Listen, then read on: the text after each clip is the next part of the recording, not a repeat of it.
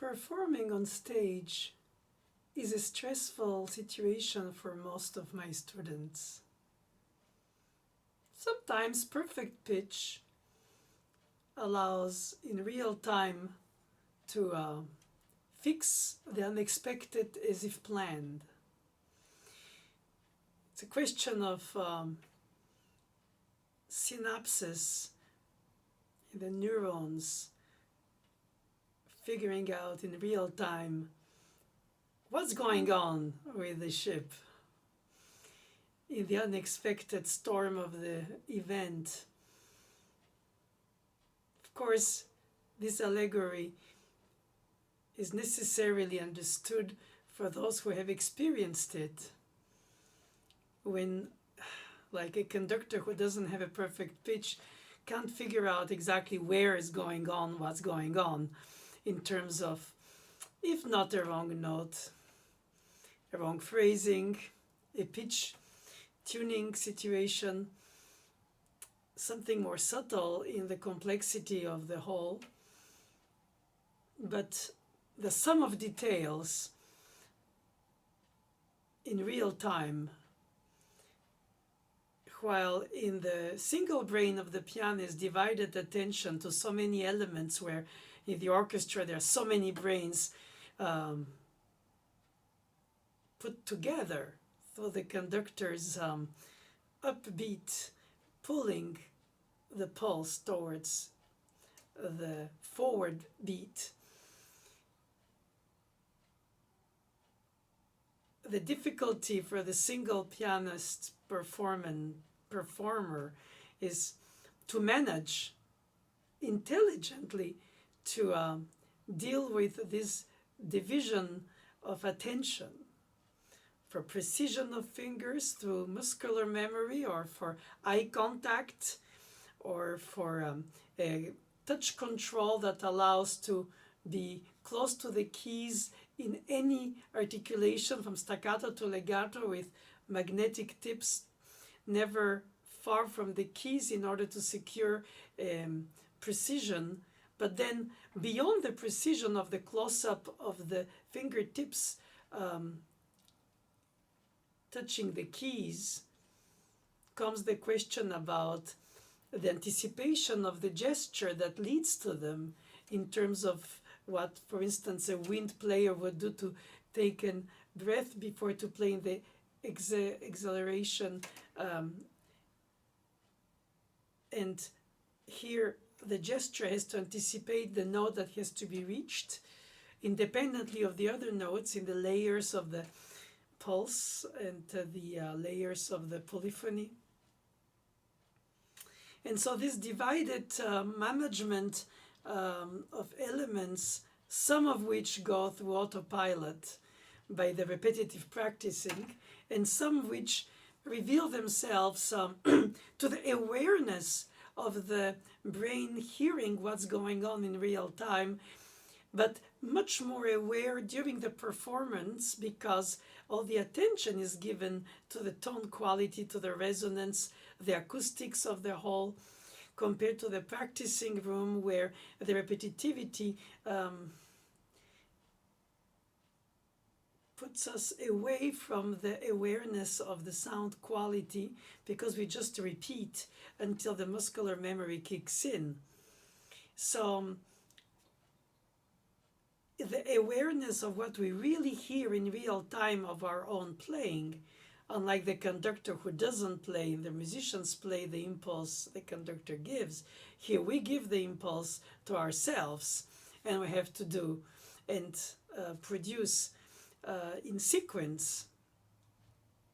Of course, the pitches don't matter on the piano, since they're defined by the tuner before we play, but the voicing for the shadows and lights compared to the colors of the timbres of the orchestra are there to evoke this, while organizing what you bring out and what stays in the shadows.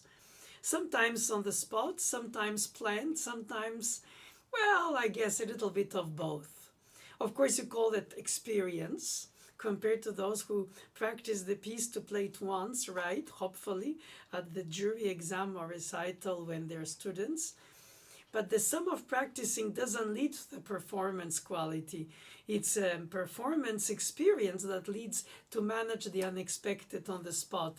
So yes, it was a prerequisite in the beginning of my talk to have a perfect pitch, because it basically shortcuts the process for defining what's going on in real time.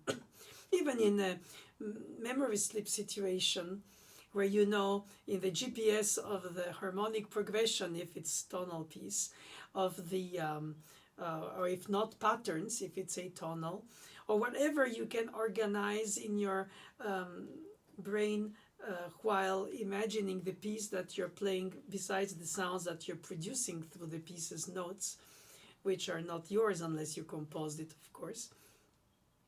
And to have this abstract awareness of what's going on, and then manage the unexpected of what comes on to happen, because often we don't play on the instrument we practiced, and the acoustics as well as the action of the instrument on which we play, that crucial performance towards which we prepared in the practice room repetitively. There is inevitably a hiatus between the expectation and the result in real time, that can put a grin on the face, or like a dissatisfaction of what we imagined and what we get.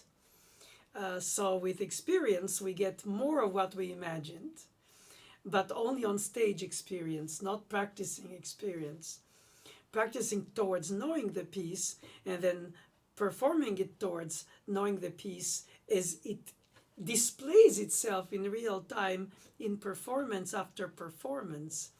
Some things are solid and they're the basis and the fundamentals, but some are variable according to the psychological mood or the physical awareness of situation. And in fact, the very synergy of all this in the pianist dosages of each detail of, I would say, milligram of weight put on a key compared to another key to obtain a certain voicing shape of contours, subtly highlighted or highly highlighted, and then often the action of the instrument being not even on every key surprises you by being bumpy, and some notes stick out and some don't speak as much or not at all. So the action of the, I would say, sculpting quality of the fingers,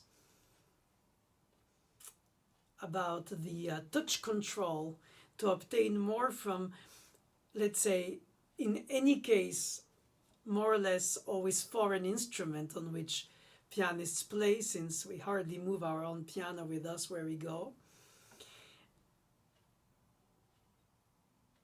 and manage to be as subtle in situations of unknown terrain on which one has to perform these subtle expectations towards which we strive. Now, naturally, not everybody voices. Not everybody searches for subtle under pianissimo dynamic ranges of subsets. Some just remain between MF and MP. And it's more reassuring also for the action, because the fast speed of the key depressing brings a great security.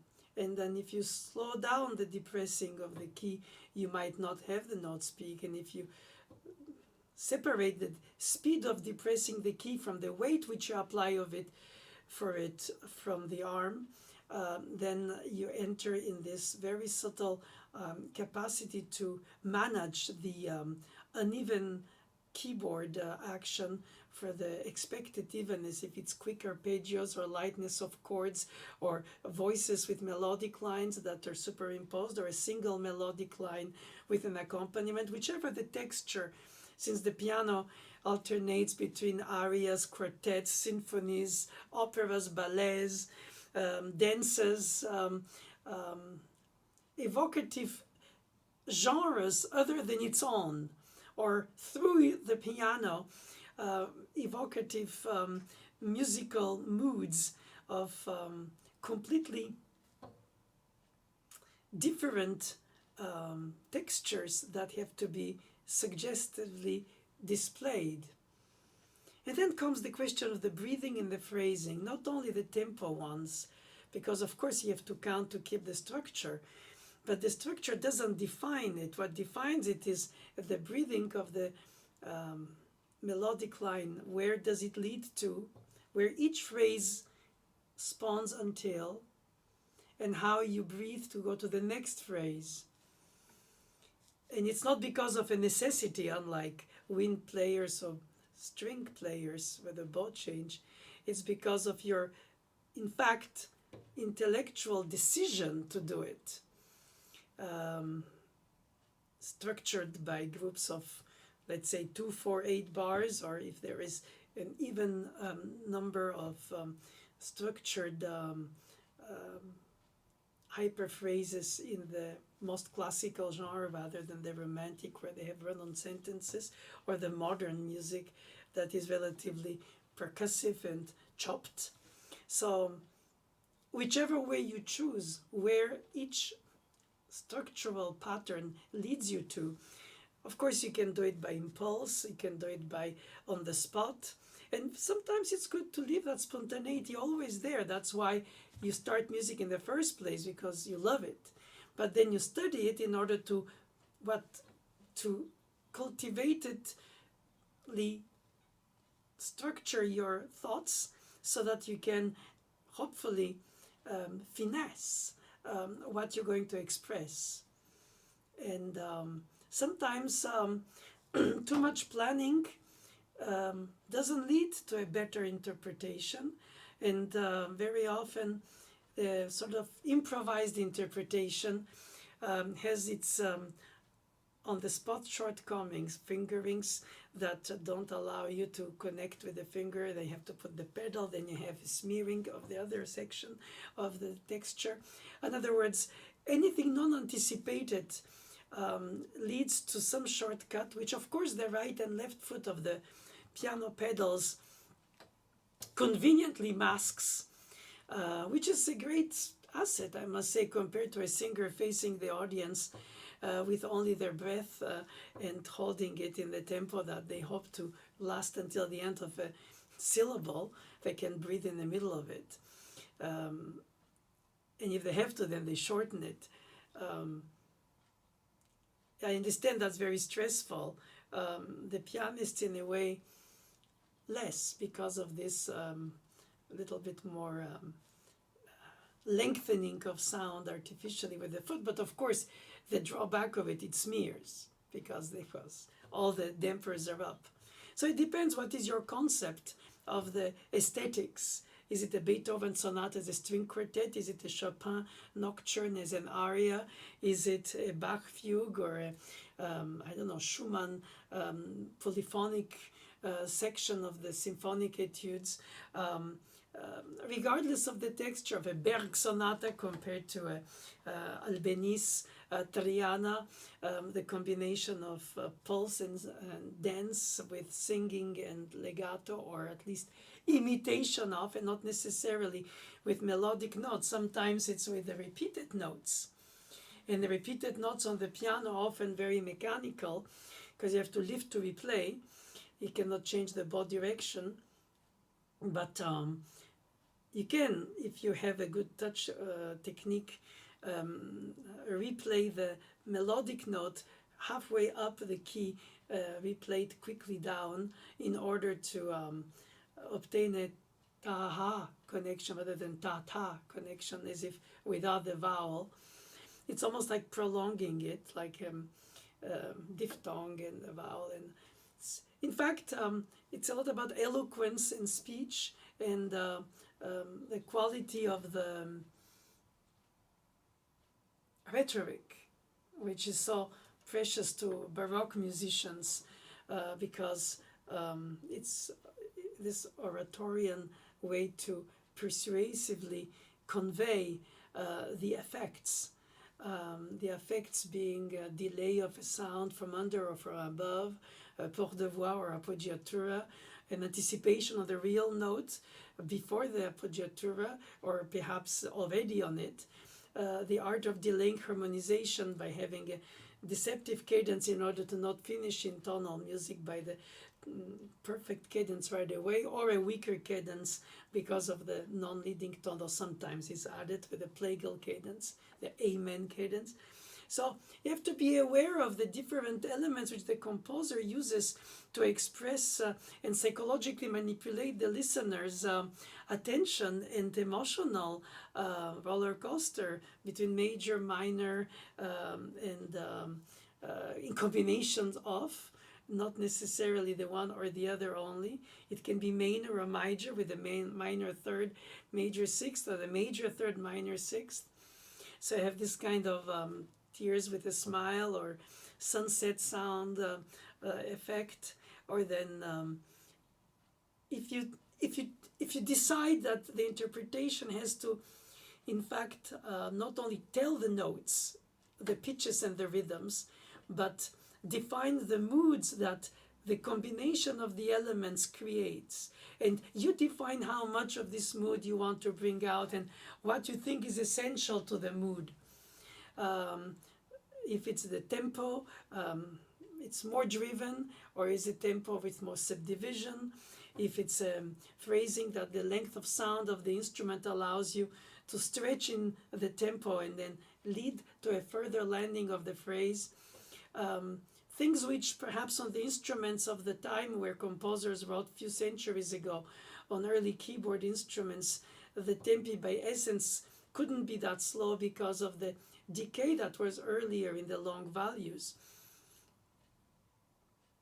So we can argue that on each instrument we adapt to the acoustics, but mostly to our inner ear hearing what we want to bring out between the fast notes or the long notes which decay and the fast notes which decay less, and how we hierarchize all this landscape, or rather soundscape.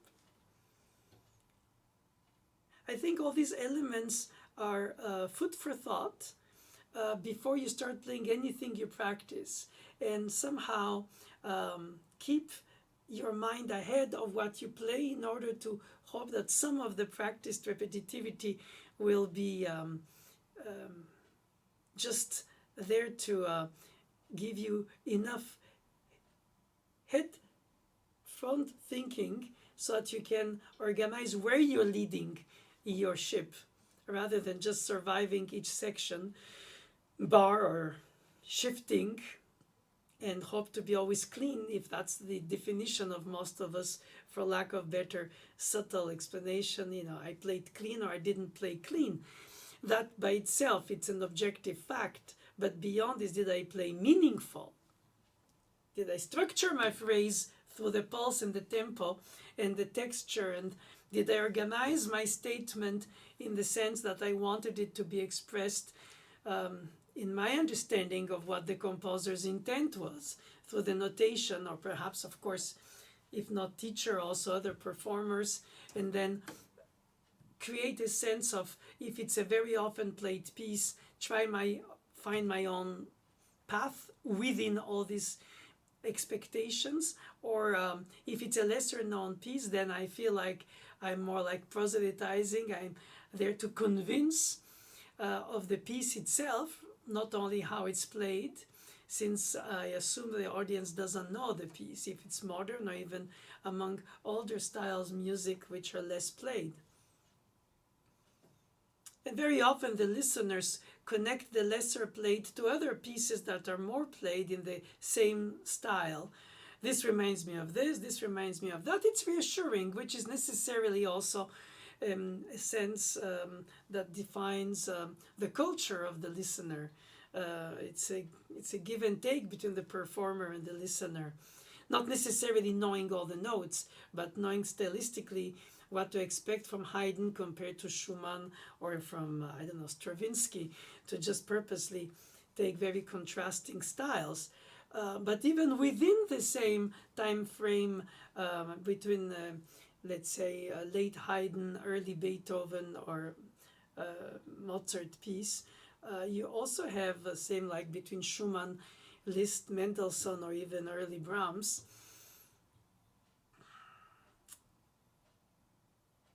And same about Ravel, Fauré, Debussy, and so many more of the same, more or less same time frame. Because of the fact that we play so much music of times which are no more ours in the dailiness of it.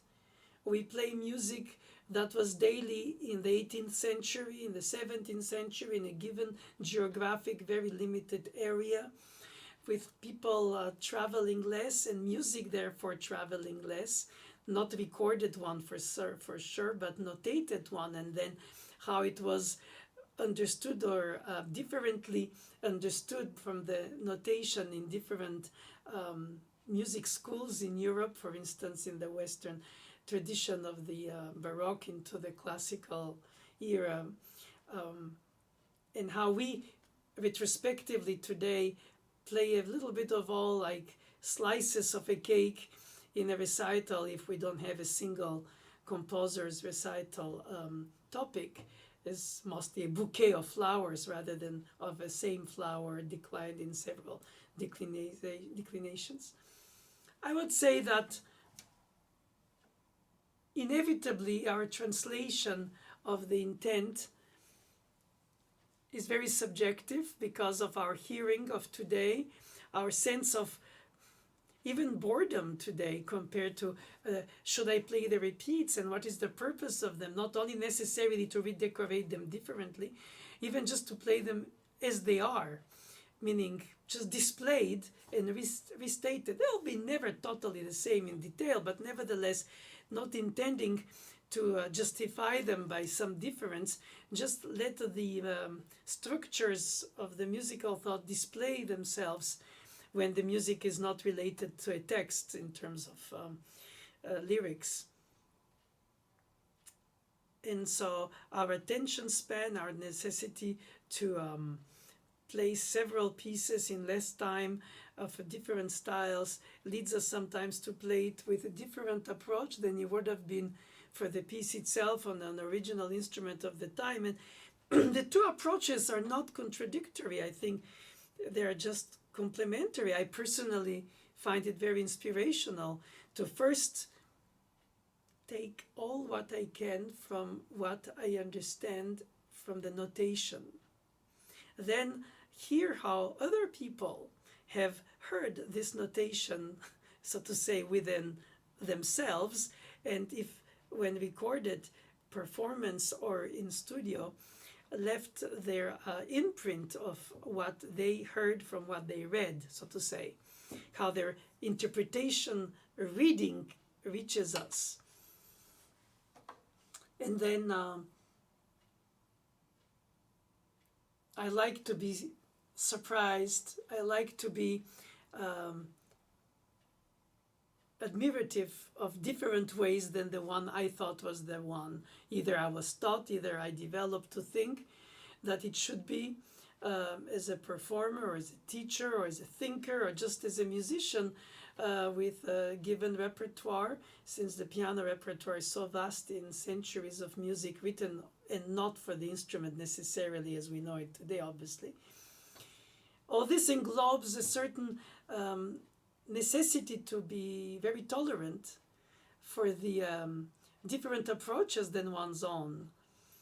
Not that does erase the opportunity to have one's own opinions, but not necessarily to have them only based on a rejection of the other's opinions.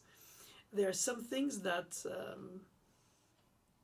don't appear in the reading of our own, and that we realize that somebody else has discovered or heard or displays a highlighting of a given element that brings us to be rediscovering in a way the piece, not necessarily the piece itself, because if we studied it we know it, but we rediscover how it can be retold. And I find that to be an extremely enriching process and humbling, not necessarily very good for self-esteem, because you have to have a lot of sense of, let's say, confidence in yourself in order to be able to receive the different ways than your own built through times. It's easier said than done. And I understand that not everybody has this need or desire or even capacity to do it. That's fine, because after all, the students, like butterflies, go from flower to flower, if that's another analogy with teachers.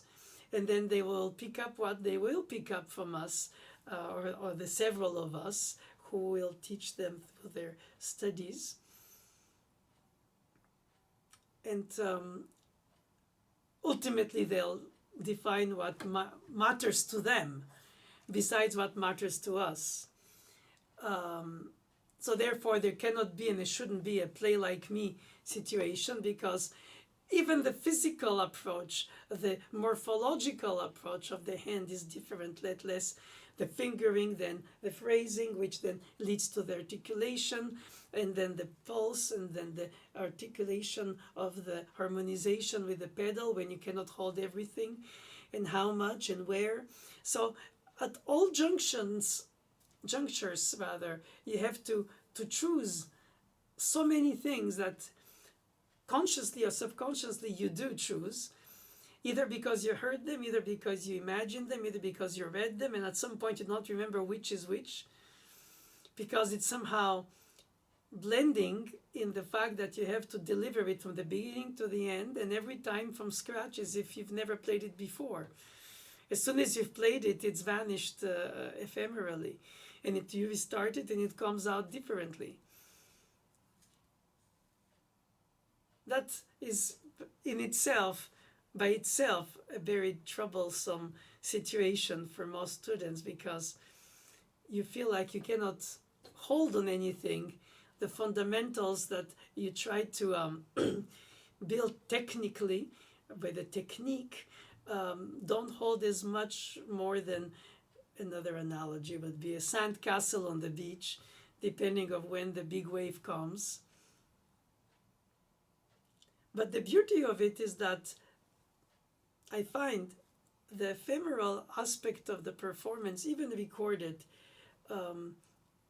reflects the one time through, even if it's the sum of all these practicing details, which come out differently, more or less as planned, less than planned, for this or that reason, the instrument, the acoustic, the nervousness.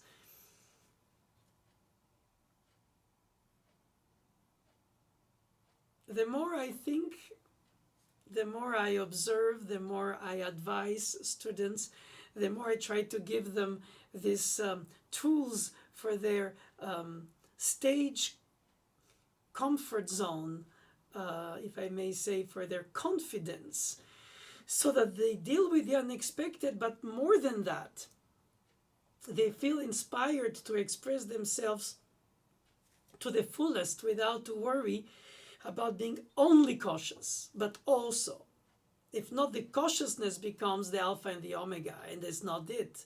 It's without it you don't have anything, because without precision it's messy.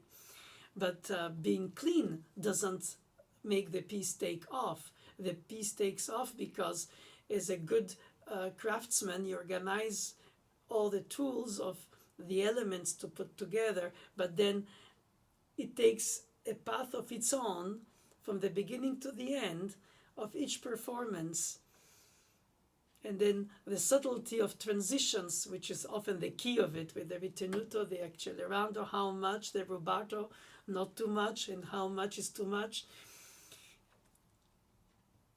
There's so many beautiful variables. I find that to be very, honestly, wonderful, because in a way, while dissatisfied on the spot that you're surprised by something that you didn't expect to happen, you don't realize the positive things that happen because you only monitor the things that didn't work out because you're so focused on the details from the practicing of the performance. And that's okay to be on the details while you have to be also above the details, but you cannot be the conductor without playing and the performer at the same time.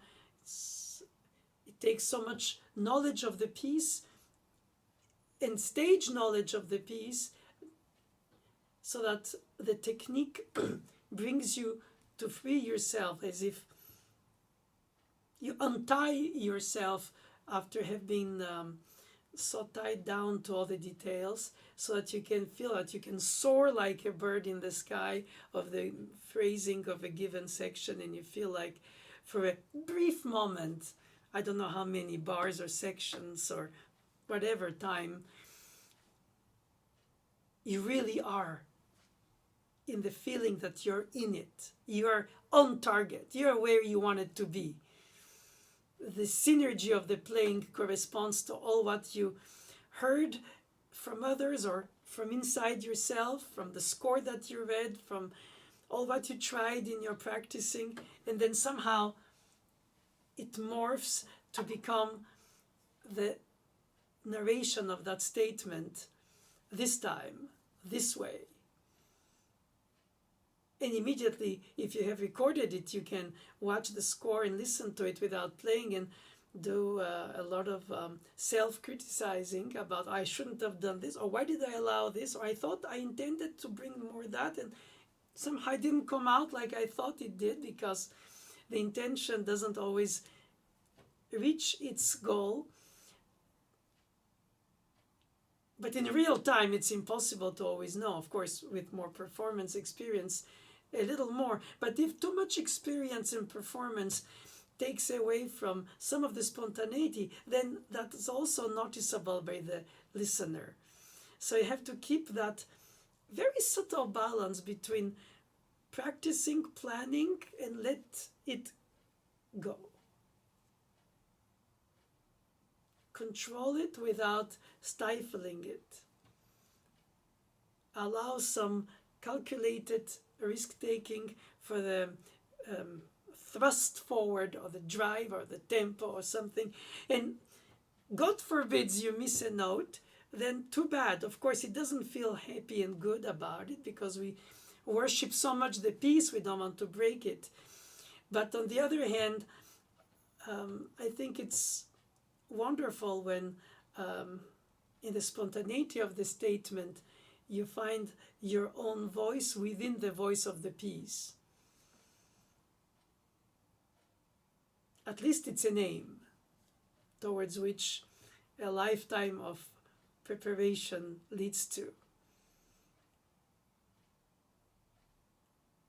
Sometimes the storytelling of the performance of the piece on stage is like life should be if it was ideal. As we transport ourselves in artistic ways at another dimension of life through the piece. Not only through the thoughts and the organization of the development of the thoughts by the composer, but for what it means to us when we play it, because we're not just reciting it, we are retelling it. And therefore we're involving ourselves in it, either to belittle it, either to make it even more transcendental. But in any case, we attempt. That keeps us humble, and at the same time, we're driven by this ideal of the music itself, of this moment where we are at another dimension of the elements, where we are floating in another dimension of awareness, of whatever the sounds without words, in the case of, let's say, a piano piece, are suggestive of psychologically to us and to the audience, with different aspects for each, in a way, not necessarily the same conveying elements. I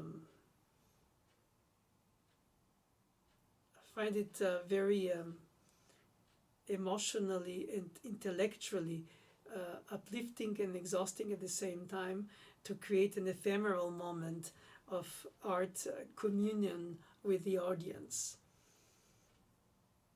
each of them individually rather than as a group.